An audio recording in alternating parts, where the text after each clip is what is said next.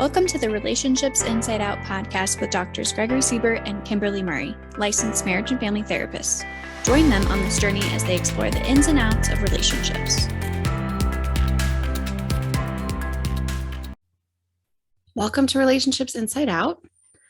Today we're going to be talking about family of origin, or the collection of people we grew up with as kids. Yeah, and talking about family origin, we're really just trying to get a sense and look, take an honest look at how was us growing up in that experience shaping who we are now and how that exists in our current relationships. With ourselves. Yeah. What's important to note here is this can look vastly different by person. So it can look like two kids, married parents, happy marriage. It can look like foster care and in different homes. It can look like being homeless or living on the streets. It can look like divorced families. There's so many different constellations of how families can be together. And how that influences, right? And some of the major ones we talk about are like growing up in substance use, growing up where there was violence or high conflict or chaos, right? Or mixed blended families, issues with step parents, right? And sometimes it's not even family that raised us, like biological family. I'll be clear there. Yeah. Sometimes it is family in terms of adoptive families. Sometimes it's family friends, or again, foster or group homes, whatever it might be. So when we talk about family of origin, it naturally has a connotation of like if I grew up in a family all the way through childhood. But do know that this also includes those types of circumstances where it's not family, as we would traditionally think about it. Yeah. And in doing so, when we talk about this, we're not going back and trying to blame. We're just trying to, again, take this honest look of what existed and how has that shaped, again, my perspective and my existence today, right? Example of this might be you grew up in a chaotic household, very chaotic. And it could respond and find more stability as you get older and more relationships. You're like, I need something stable because that was too much. But oftentimes we kind of find relationships that very mimic what we're used to. It's that comfort level, right? That's what I'm used to. So if there's not chaos, something's strange, right? I think about this with couples who I've seen, and they come in and I ask them what's going on and what brings them in. And they say, well, we had a fight. And right away, I'm like, is there violence, stuff like that? But then it comes down to the fact that they just had a fight, and they grew up in a family where fighting was hid from them. So the concept of fighting means something's wrong because their parents never fought. Well, they did. Just didn't see it. Or if they truly weren't fighting, that's a sign that the marriage is really unhealthy anyway. Yeah, disengaged, right? Yeah, because we don't, advocate for conflict all the time, especially when it gets severe, like domestic violence or abuse or things like that. But conflict is normal, and it actually shows a way of engaging, but just ineffectively. Typically, when I have couples who aren't fighting anymore, that's a little bit more concerning because it's like, okay, they're potentially on their way out. So when we think about why this is important, people ask me that all the time, like, I don't live with them anymore. Why does it matter? Family, or the structure in which we grew up in, is foundational in what kind of communication skills we were given, conflict resolution skills, our sense of attachment. Am I securely attached where I can count on my partner to be there, even if I can't see them, even if I don't know all the ins and outs of what they're doing? Or am I more insecure, anxious attached, where I can't really count on that relationship, or I can't trust that I'll be safe? It is foundational for understanding fear, how I interact with my emotions, how I name my emotions. Can I cry? Can I have sex before marriage? All of these. The beliefs, the value systems. It is so laden. Family, or how you grew up, is incredibly laden with this of who you are today. Really did start then.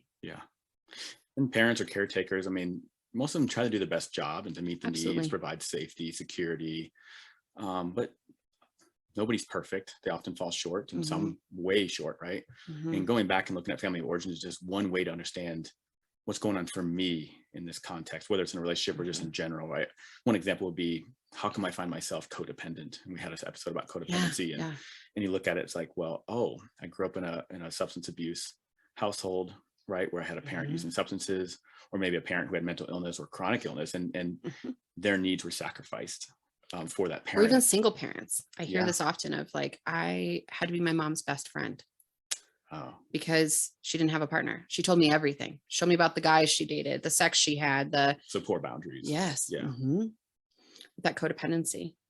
But we talk about this, and we're going to take really broad brushstrokes today. But know that this is probably one of, at least in my practice, it's probably one of the most foundational things I talk about, but also one of the most complicated things we talk about.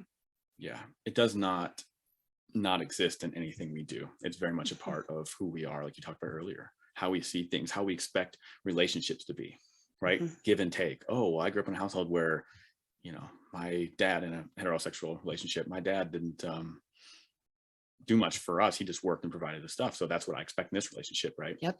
And I see that too with couples coming in. There's like these differing values, and it comes from that family of origin of what's the role of the male, what's the role of the female in a heterosexual relationship, of course, right?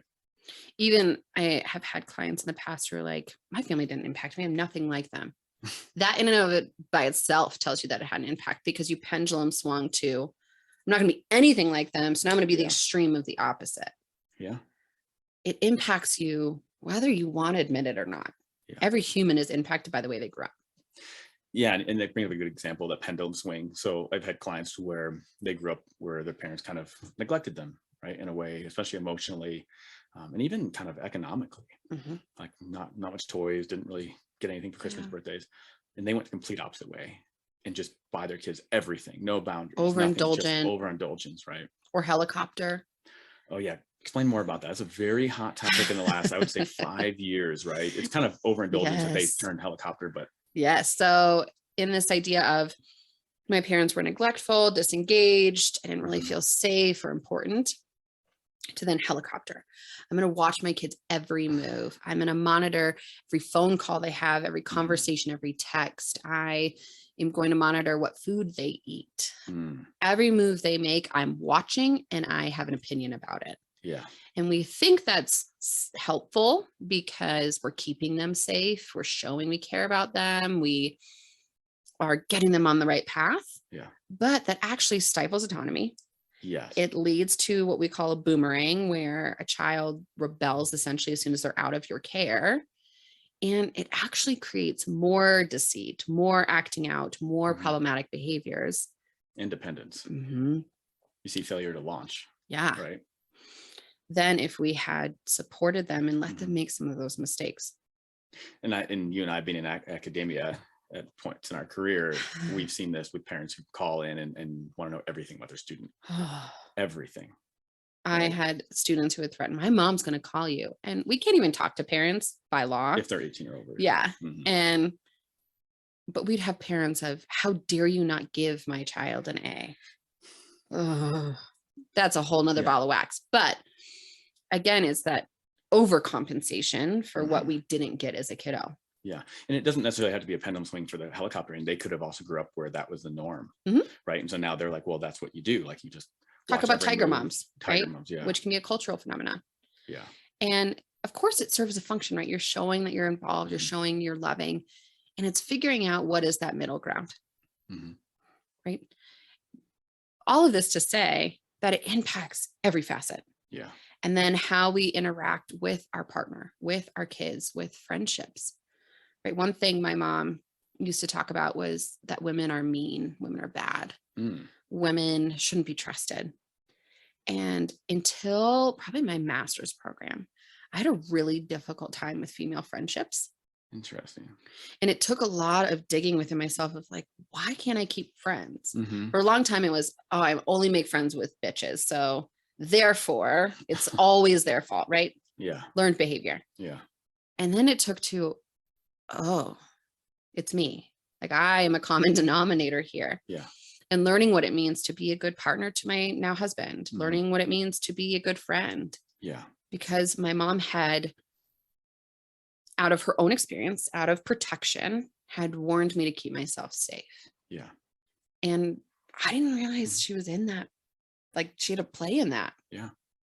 And we don't have that perspective as kids, right? This is why we go back as an adult and try to be objective as much as we can and be like, what was happening? And I like to think about it as, what stories did I learn from my experience? And how do those stories show up today? In another episode, we talked about how when they're fighting, they're using a lot of language that their parents used.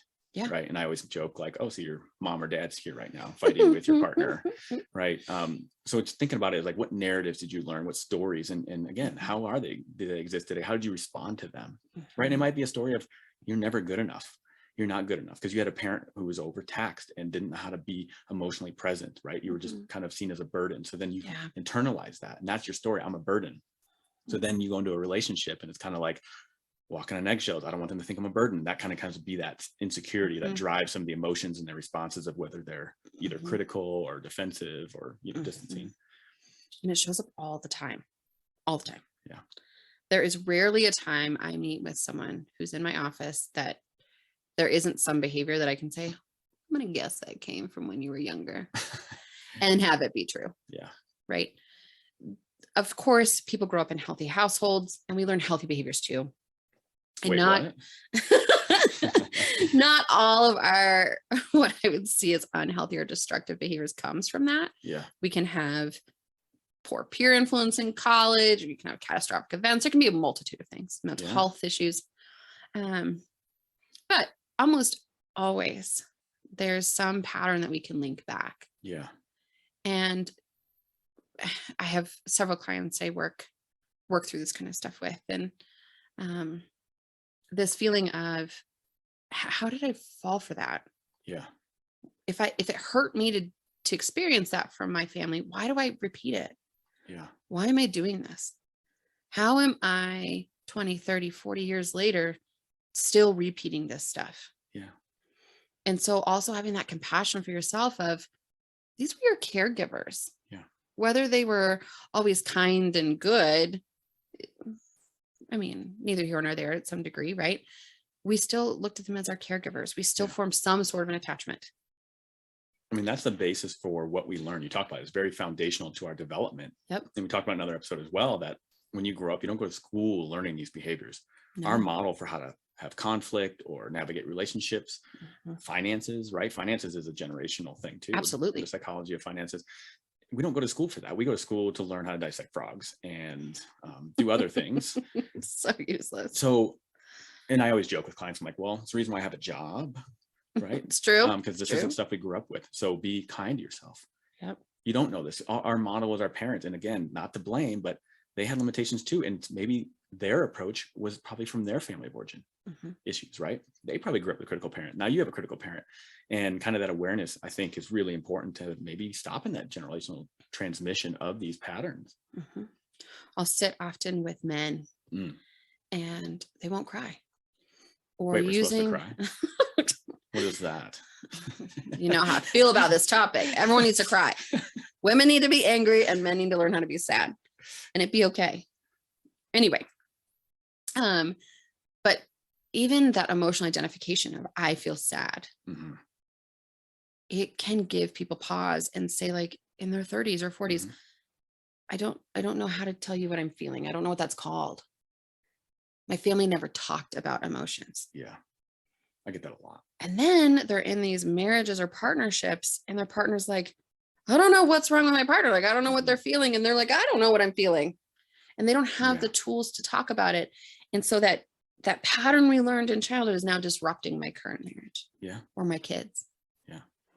And not that I'm the only one at fault here, right? I look at it like in the context of you just didn't learn this, right? Right. And I don't think, especially men, we don't grow up in the United States growing up with parents who learned about emotional attunement and being able to identify and label emotions, right? It's kind of don't cry, that's weak. So these are narratives too that you might get from your family that you bring in of this, I'm not supposed to show emotions. Now you're in a romantic relationship, your partner's asking how you feel and you can't label that.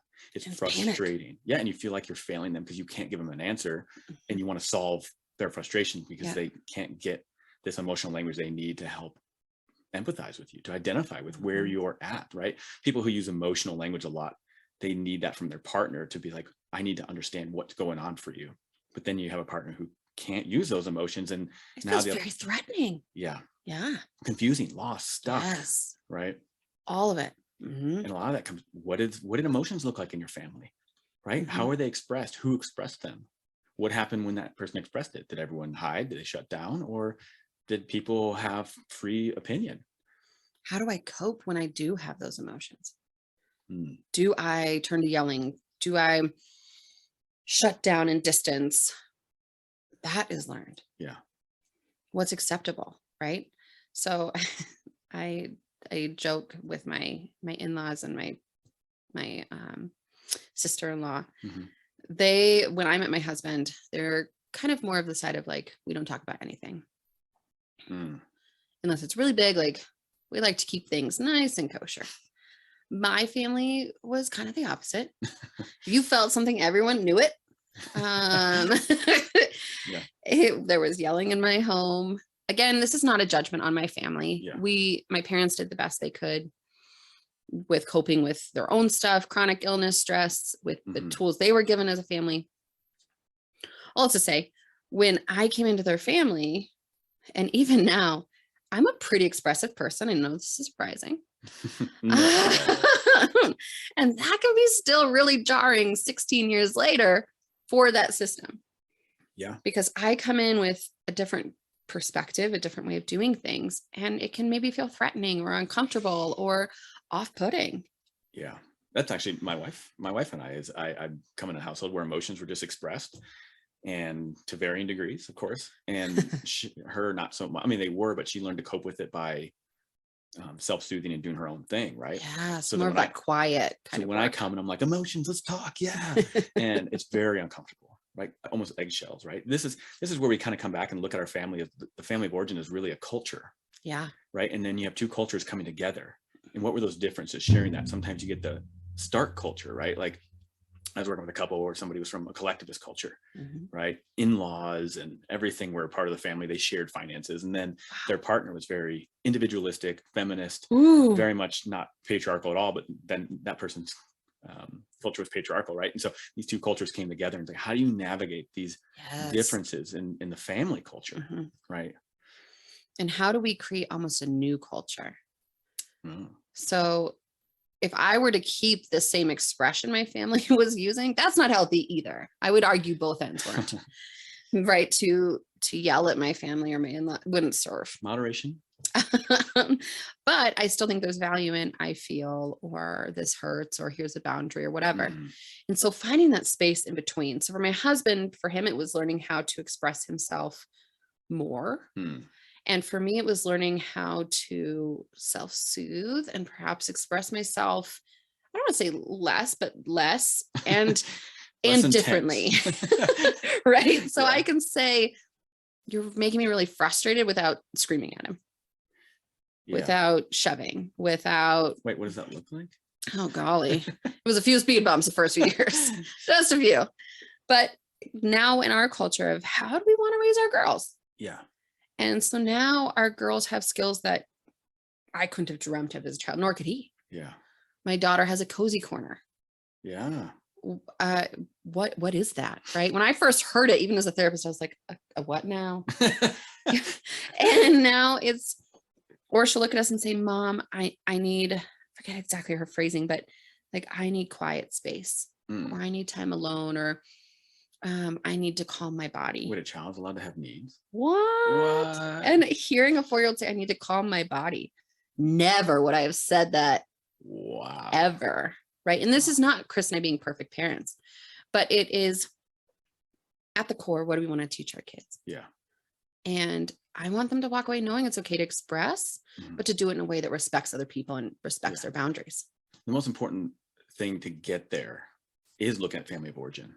Absolutely. We have to learn the stories that were taught to us and which ones we want to carry on. I look at it, I love talking about going back and reauthoring these narratives. Ooh, that's a beautiful description of it. And because what happens as a kid, we're using our child brain, our prefrontal cortex, the part that's like the rational, higher executive functioning, right? To make sense of things isn't really developed to our mid-20s. So you're using this. For men, it's late 20s. Late 20s. My hubby just got it. Wait, that makes a lot of sense for me. I know. But this is where a lot of the self-control is and stuff like that. And you're growing up and you have this child perspective of this happened, therefore, because of, well, me, right? Oftentimes we try to personalize it. But then as an adult, you go back with your adult brain and you look at these patterns and you try to reauthor it with this new perspective, with this new, literally, brain capacity. But with compassion in mind. With compassion, not judgment. Exactly. I hear clients say like, why didn't I when I was younger? You didn't know. You didn't have the capacity. This is what you knew. This was your norm.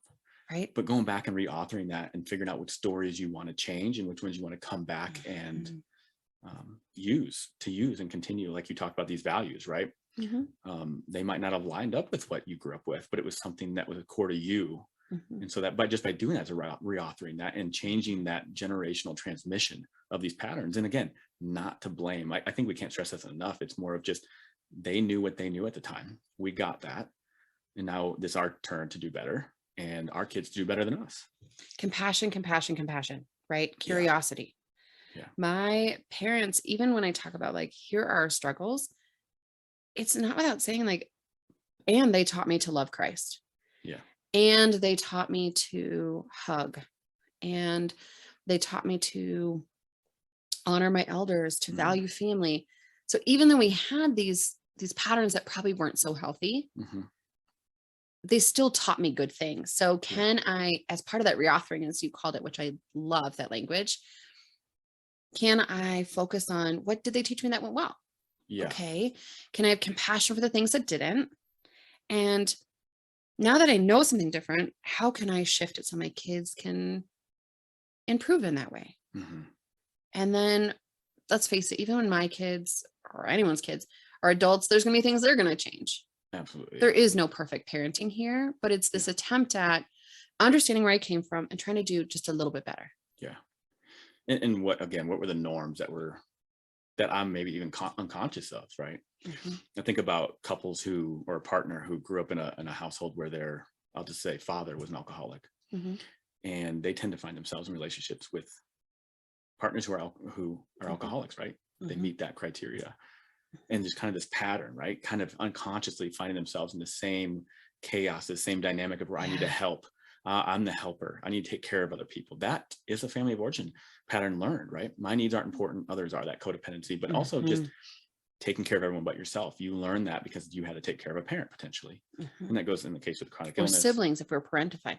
Yeah. Parentified essentially means that for one reason or another, my parents put me in a parental role, whether it's they were working, they were on drugs, they had a ton of kids, like it could be anything. Single parent. Yeah. But I had to step into a role as a parent, as a child, kind of a deal. Yeah. Yeah. Parentified, right? Never really got to have that childhood, but that itself is a narrative of who you're supposed to be. Yeah. And then that carries into that relationship. And I think we often look back at our family of origins, and we tend to not to pay attention to the things that are scary, that were hurtful and harmful. But I think those are the very things that give us clues to maybe what's going on for us now. Yeah. Right. Why don't I like myself? Oh, well, there's this message that I wasn't important enough. Not that it was directly said to me potentially, but maybe you were parentified, right? My needs weren't important. And maybe as a child, that child brain's like, well, I'm not important. Like I need to be here for my family. Body image. Oh, wow. If your my family is guilty of it, right? Talking about other people's bodies and what is attractive, or, hey, did you notice so-and-so gained some weight or whatever. If we're constantly around those narratives of looking at people's bodies, we internalize that. Yeah. And so now my postpartum body, my husband and I, literally this morning, we're just talking about, I was like, oh, I hate my body. I'm hating how it looks. I don't feel good. And he's like, how about you love your body? How about you appreciate it for what it is? And it grew 2 children. And to me, I'm like, but I can't because it doesn't look like. Wow. Yeah. And it's that narrative that I've been given of I should be petite. I was literally just going to talk about that as like shoulding. One key to know what patterns are arising is this idea of what you think should happen. Yes. How things should look. We call it shooting on each other or shooting on ourselves. They should do this, or I should be here. And I think the should gives us a little bit of a window up to that. Should is talking about a narrative I learned. This is how things should be. Yeah. And that's a good place, I think, to start. So I'm glad you really brought that up. And unless you have like true justification. So I'll pause and I'll say should, right? Like my house should be clean. Okay. Why? If it's my kids should wear a helmet, that should probably a good one, right? It's safety. There's a solid justification. But if it's my house should be clean, and then I pause and think, why should it be clean? Where does that should come from? Yeah. Oh, because that's what I was taught. Yeah. Oh, because if my house is messy, people might think I'm messy, and I don't want to be seen as messy because well, that's the narrative you got, was people who aren't clean. Yeah, people who aren't clean are messy, right? And that's kind of what we get at too when we're working with clients. And it's okay, so if you should do this and it doesn't happen, what does it mean when it doesn't happen? What does it mean about you? What does it mean about this other person? Right. And digging deep on that, digging past this message that's been reinforced into, does it really equate as plainly A, B to Z? Yeah. If someone, self-care, we've talked about this. If I take a nap this afternoon, I'm going to take it as I'm lazy. That's not reinforced by my husband. He's like, please take a nap, I hear that, have two for me. Right. But it comes from narratives I've been given through school, through a PhD, through self, friends, family. If I pause and actually break it down, does taking a nap absolutely equate to lazy? No, because I've still done other things. I've worked hard this week, whatever. My body needed rest. That's all it means. Literally all it means. Is, 16 hours out of the day for a whole week. That sounds so nice. Some people need that. Like, there are definitely qualifying circumstances, but when I make it as plain as anytime there's a dish in the sink, it means my house is dirty, and therefore, I leave out so much in there, right? I'm making those global or definitive statements again. Yeah. We've talked about how those can be not so great on ourselves and our relationships. Yeah, and those narratives really beat us down. They're really not doing any good. So how do we kind of go back again and reauthor? One that comes up for me a lot is students who their parents, and sometimes it's cultural, would be, if you're not a doctor or an engineer, you're a failure to this family. That narrative, right? And how much is at risk there to let go of that narrative? Do you see that in the military? I often hear like military families, right? Like we talk about, my dad was in the Army, my grandpa was in the Army, whatever. Yeah. Do you see the same thing happen there? Not so much. I haven't personally seen that. Maybe there's a push if their parents want that to go there, but I don't think like that's kind of like a norm that I've noticed, right? Wow, I've seen that a few times. It's interesting. I asked that too, for those who haven't heard the first episode. Greg is a veteran. But yeah, and I see that even with like football or any type of sport, or as you were saying, like prestigious job or level, or a family business. Yeah. This is the family business. So this is what you're going to do when you're older. They've written that narrative for you. Yep. That story. And to disrupt that is disloyal to the family. It is hurtful to the family. But by doing so, it kind of goes back to a concept we talked about in an earlier episode with boundaries. That's putting a boundary around your life to get control over your life and not allowing other people to write that story for you. What do you want for yourself, right?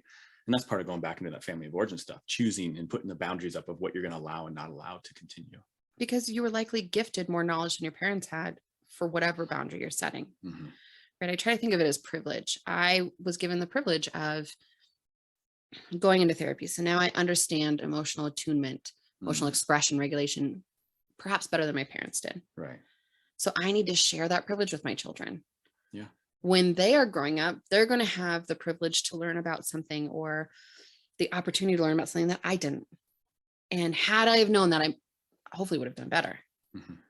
But I didn't know it at the time. Wait, what do you mean? Parents know best. What are you talking about? We know everything.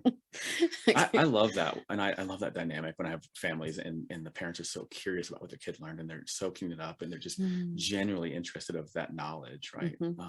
I love that, because I think there's a narrative too that parents know best. That too is a family of origin thing. Truth. Right? Because most likely you grew up where you weren't allowed much of an opinion. It wasn't up to you. We don't argue. Yeah.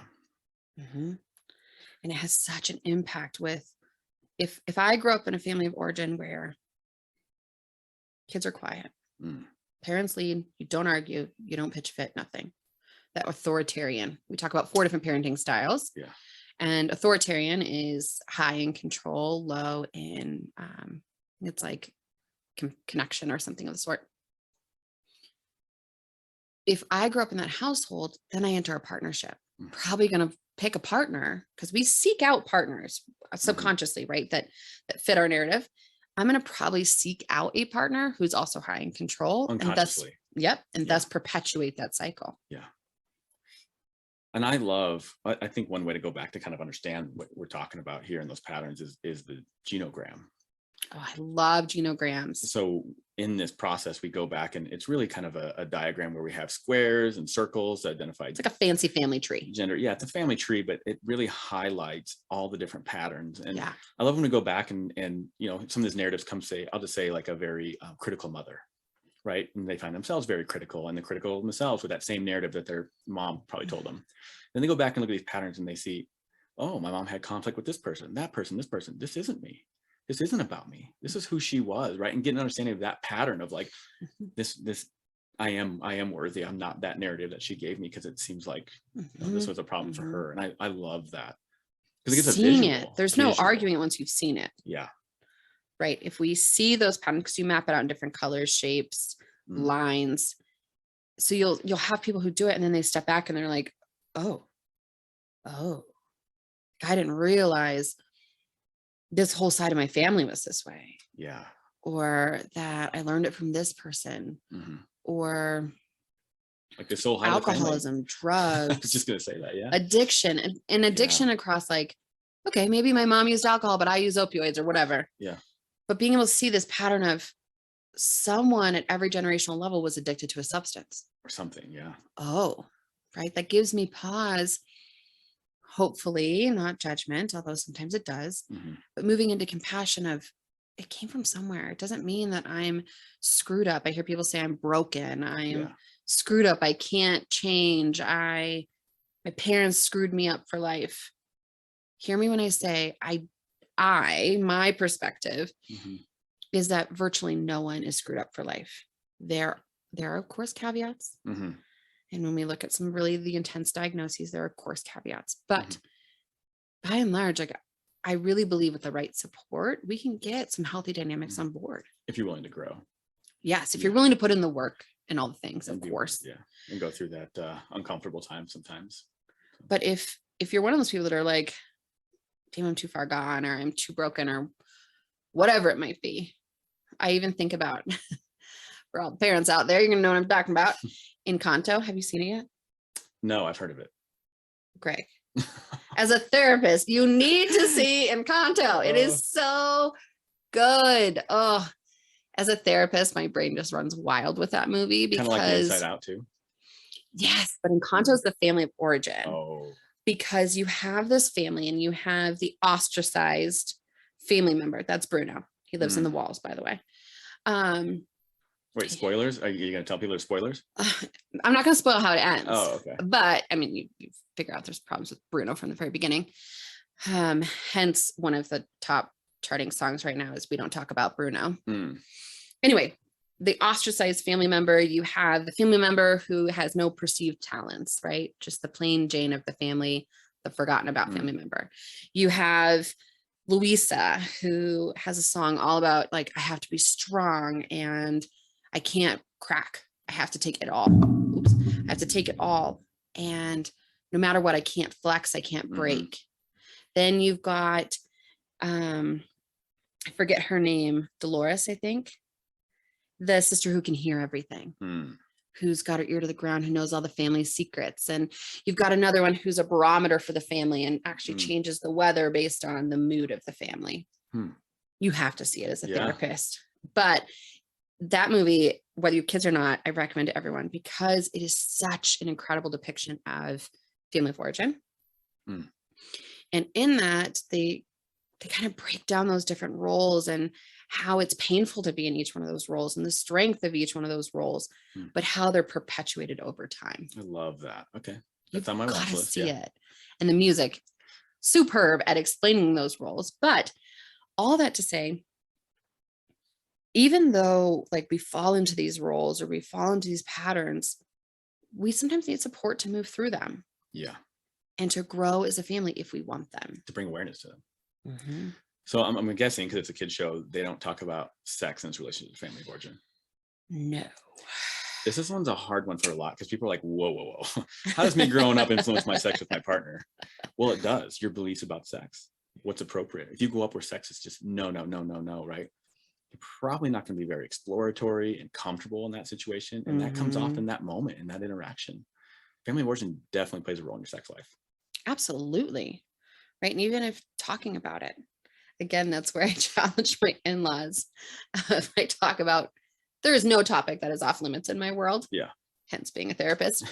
And there are many of times I've made them blush talking about topics that, or even like anatomical language for our body parts. I use them with my kids and we don't filter that in front of them. They should know their body parts, but it makes my mother-in-law blush every time because the way we talk about it has direct influence.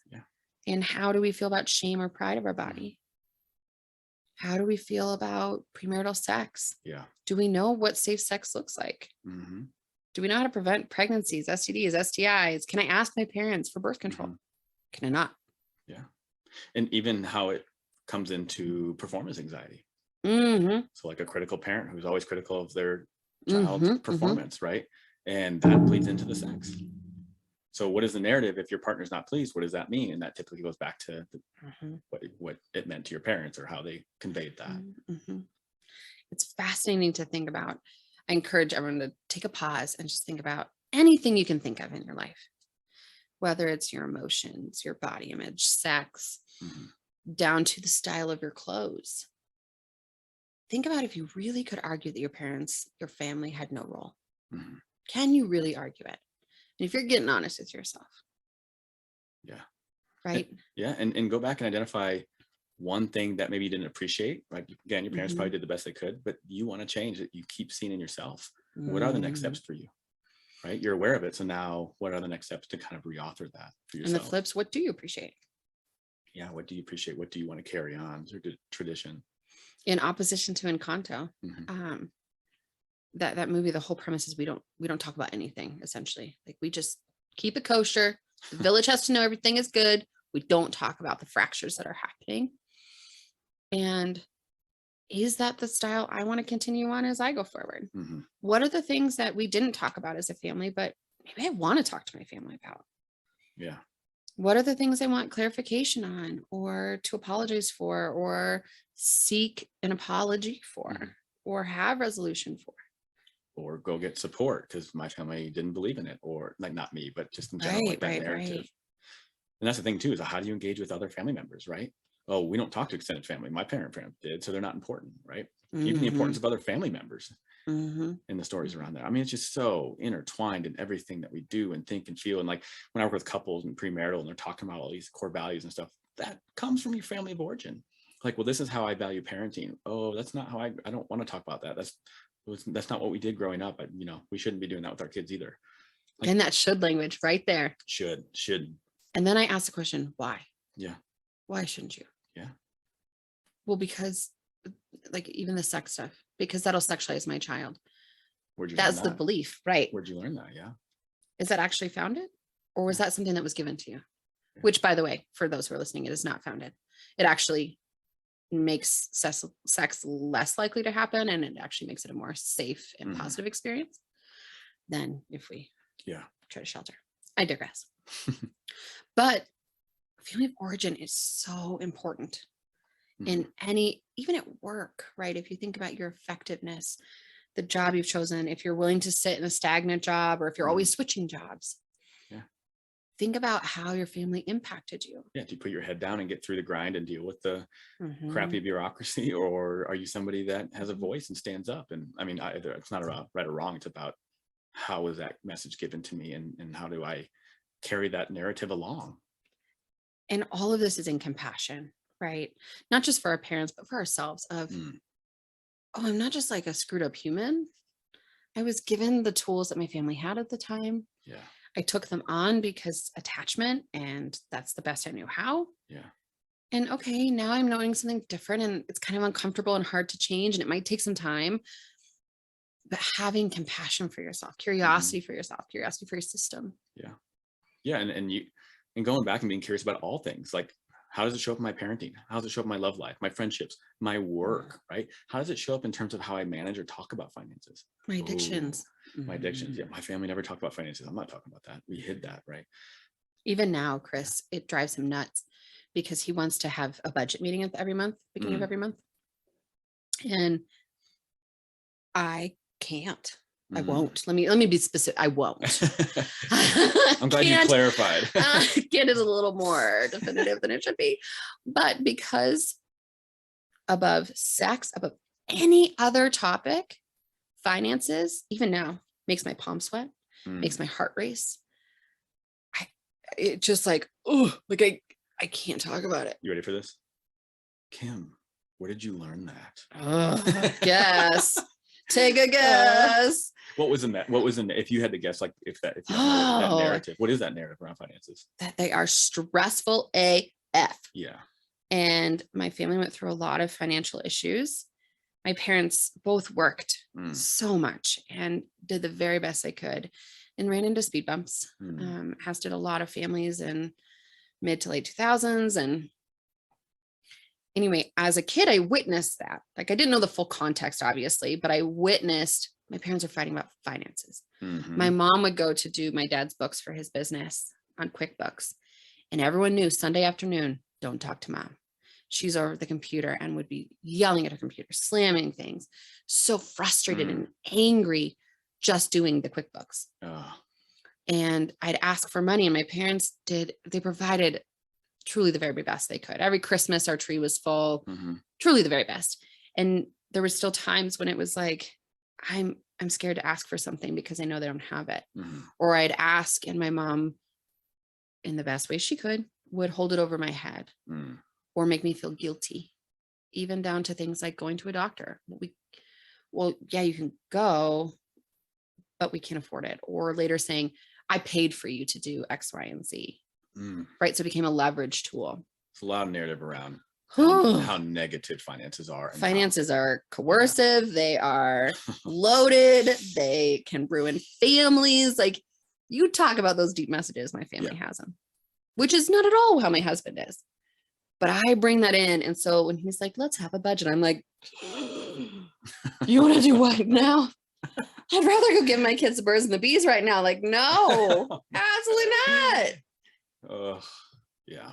And we're fine financially, probably more level than my parents were. And I can know that cognitively. I can know he's not going to freak out like my parents did. I can know that we're not going into foreclosure like my parents did. I can know all these things. And still, holy moly. I love that you bring it up, because again, it goes back to this idea that a lot of this is unconscious. Yes. A lot of our behaviors and patterns are unconscious. We're not. And it takes time. Yeah. Like, you're aware of it, so you can consciously say, well, I shouldn't have that. You're shitting yourself, right? I know. It would be healthier if I could talk about it, if I could find ways to cope through it. Yeah. But you're aware of it, rather. There's a lot of us just go through life unconsciously engaging in the same patterns. And here's the beauty of seeing the therapist, right? I coach people on finances all the time. Yeah. All the time. And I coach them on how important it is to budget together and talk together. But I don't have the physical tolerance, the emotional tolerance yet to do that myself. Chris asks me every month. And every month I'm like, nope, can't handle it. Nope. And it's a growing edge for me. It was a place of contention, and it still is for my parents. So when my wife and I, because she's just like, hey, you want to talk about bills? Like, it's that first of the month. There's a little anxiety, but I'm very conscientious of, don't get angry, make it enjoyable for her, because I don't want So give me some tips, Greg. What do I do to soothe? Because you talk about fight or flight. I'm usually a fighter. That's a flight moment. I take my goal is to take the stress about finances, not think about the finances. Yeah. But my goal is to have an effective conversation with my partner and just making sure that that's effective despite the content. Oh, I love that. So then it's not, I'm still gonna be stressed about it. I still get a little bit up, but my goal is to make sure that it's pleasurable for her, that she feels safe enough to come to me, because I can't tell you how many couples I deal with and watching my parents, like, they won't talk about it. And then somebody goes and spends like this money and they're like, whoa, so it's just thinking about, how do I make that safe for us to continue to talk about? Okay, Chris, you can't listen to this part of the podcast, okay? Because I want to just keep resisting it because it feels better that way.